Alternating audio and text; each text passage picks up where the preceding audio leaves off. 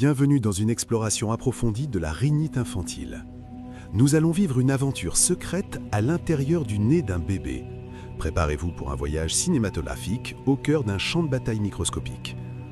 Imaginez-vous réduit à la taille d'un globule rouge, debout sur la muqueuse nasale.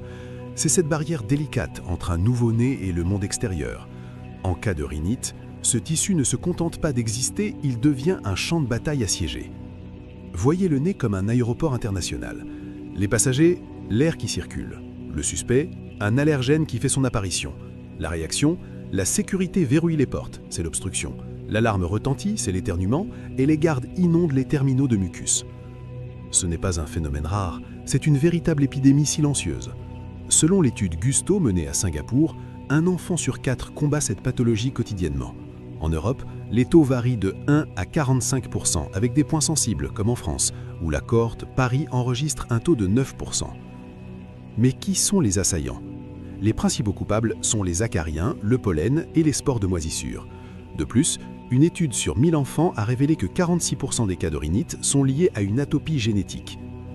C'est une véritable guerre biologique. Les soldats, appelés mastocytes, paniquent et explosent en libérant de l'histamine. Cette réaction excessive face à un minuscule intrus provoque gonflement, démangeaison et éternuement. Certains facteurs, les saboteurs, affaiblissent nos défenses, les moisissures et la fumée de tabac. Un risque surprenant existe aussi pour les enfants uniques. Selon l'hypothèse de l'hygiène, sans frères et sœurs pour ramener des germes à la maison, l'armée immunitaire manque d'entraînement. Notez bien, contrairement aux idées reçues, les animaux de compagnie sont généralement innocents.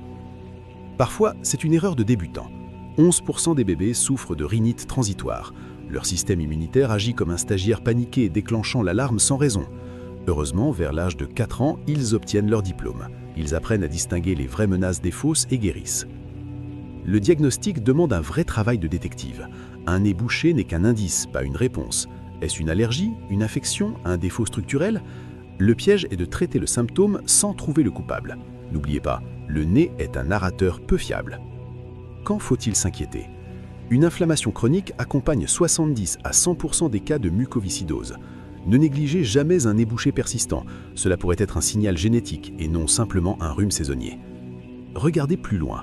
Qu'il s'agisse d'une chambre poussiéreuse, d'un trait génétique ou d'un simple apprentissage immunitaire, le nez raconte une histoire. Écoutez-le, cherchez la cause et libérez les voies respiratoires.